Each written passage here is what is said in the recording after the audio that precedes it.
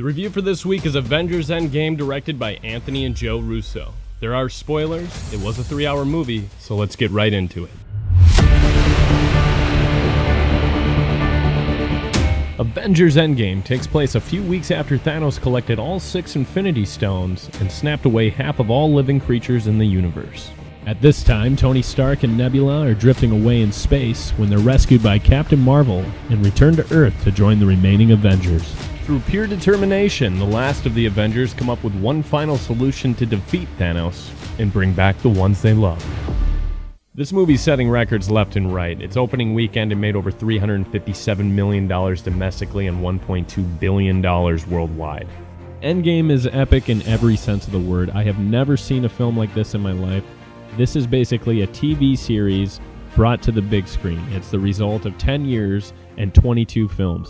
And the way I see it, there's going to be two different reactions to this movie. The first being the average moviegoer, someone that hasn't seen all the movies, someone that's seeing it for the first time.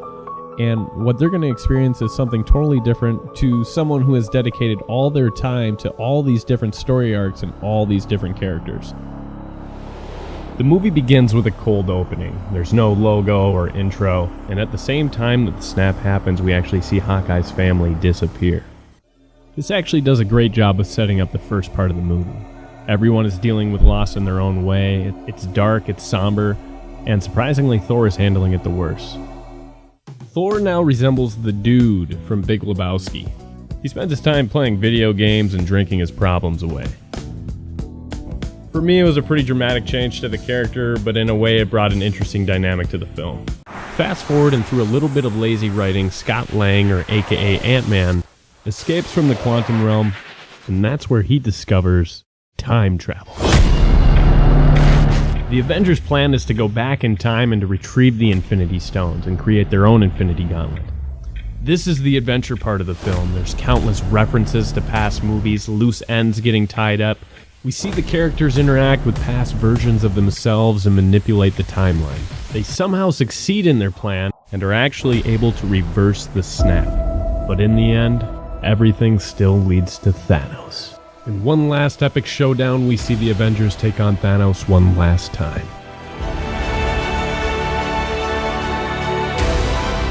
With nothing left to lose, they fight for their lives until only Captain America is left standing.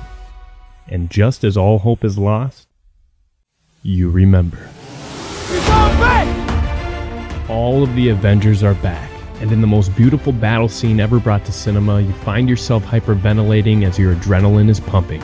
Unfortunately, you realize all great things must come to an end. And as Tony Stark fights to put on the Infinity Gauntlet, he leaves us with the line that started it all. I am Iron Man. As he snaps his fingers, Thanos and his army turn to dust, but the recoil is too strong. It's not only the end of Tony Stark, but the end of an era. A true finale to a 10-year run, and a movie that exceeds all expectations. Comment down below and make sure to subscribe. We'll see you next time.